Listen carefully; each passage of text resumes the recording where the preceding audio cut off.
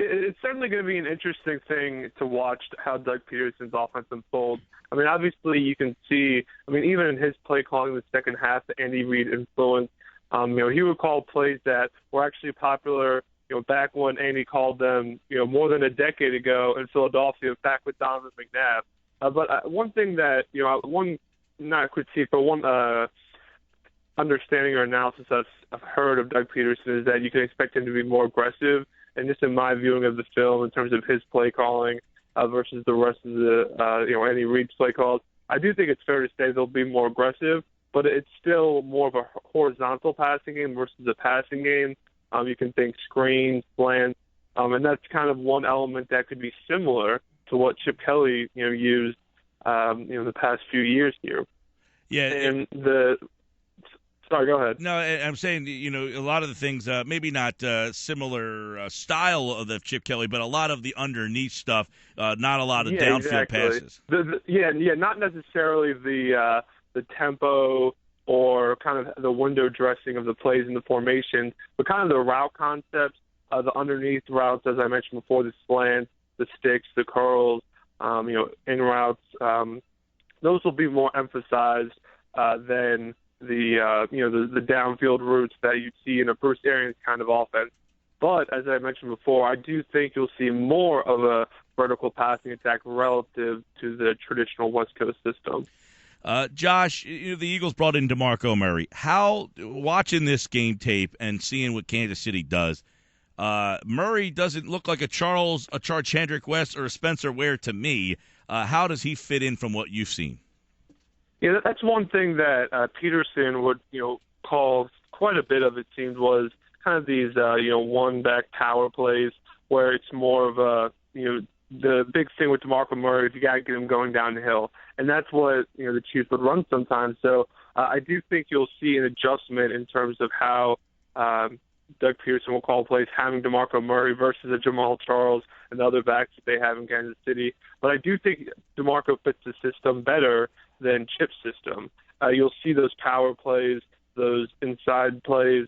You won't have to see him go, bounce it outside as much as he has. So I do think he's a better fit in this Doug Peterson offense than in the Chip Kelly offense. God, you would hope so. How about Zach Ertz? Kelsey out there in Kansas City seemed like he turned into almost an elite player. Should Zach Ertz be almost the most excited guy on that offense?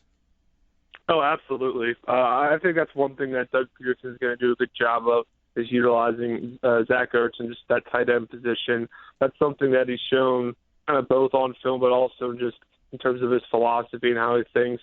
When you have a weapon like that at tight end, and you have these systems, these concepts to exploit that, he's going to use them. So I definitely think Zach Ertz is going to continue to grow and improve. But one thing that I thought was underrated this year that didn't get much attention, which was understandable with how bad the offense was Zach Ertz blocking. It actually took a huge stride this year compared to last year. And so I think that's one thing that Zach Ertz has done a good job of, is making himself more of a well-rounded player. So he doesn't just have to be out there in obvious passing situations. So you can use him more in play action, and Doug Peterson will have more opportunities to use Zach Ertz because of his development over the last year. Josh Paunil's with us. Jordan Matthews, Nelson Aguilar. What do you think about those two guys? Because obviously 2 years ago, no Chiefs wide receiver caught a touchdown. That changed with Jeremy Maclin. That changed with Maclin this year. They were obviously better there. But some people compared Aguilar to Maclin when they drafted him. So do you think the wide receivers are going to be better off with Peterson than Kelly? I don't think they'll necessarily be better off. The thing with Chip's offense is one thing that I think he did a good job of and didn't get enough credit for this season was getting his guys open. Now, obviously, the offense as a whole didn't do very well, so it's understandable all the criticism he got. But his offense, and this is something that you would see, particularly in the second half, when defenses were getting more tired and the Eagles were able to start actually sustaining longer drives, wide receivers would just get open in Chip Kelly's offense. And that was one reason that I was really looking for, Aguilar and Huff and the younger guys to get more playing time, even back when Riley Cooper and Miles Austin were still getting a ton of snaps, because there are a lot of situations where they can get open. That being said, Nelson Aguilar, I expect him to make a pretty good jump from year 1 to year 2. I think the injury really slowed him down. Yep. And although I think the system isn't necessarily as good of a fit, I think he'll just make a big enough improvement just in terms of his own game and in terms of his route running and the smaller technical difficulties where you'll still see that growth from year 1 to year 2, hopefully without any more injury problems. I know he mentioned Bradford as a fit, and we don't know if Bradford will be back. And it's interesting. Alex Smith, I don't know that you would think is an elite player by any stretch of the imagination. Good player, but Andy had McNabb here running that offense, and then after McNabb, Kevin Cobb kind of tried, and you saw other guys have a little bit of success. I mean, A.J. Feely won a couple of games, but obviously McNabb was, and I guess reviews have always been mixed on McNabb. Some people loved him, some people hated him. Yeah. Do you think that Bradford is a definitively have to have, knowing what's out there on the market? Do they have to get Bradford to make this offense work? Well, especially if they want it working in the short term and in Doug Peterson's first year, I do think they need to have him. It's obviously a huge gamble to let him go, and there's really no good alternative in my mind in free agency to bring in who you can clearly say, okay, this is going to be our guy. And obviously, if you're going into the draft without a quarterback and not even being in the top 10, you don't really know how the draft is going to fall, which quarterbacks will go where. The one thing that you do know about the draft is that teams almost always reach for a quarterback. They always take quarterbacks higher than they should just because of how valuable that position is and how badly some teams need them. So I think that's a huge gamble to let Bradford get away. But kind of on the other side of things, if you look from Sam Bradford's perspective, if you're him, why would you want to re-sign in Philadelphia?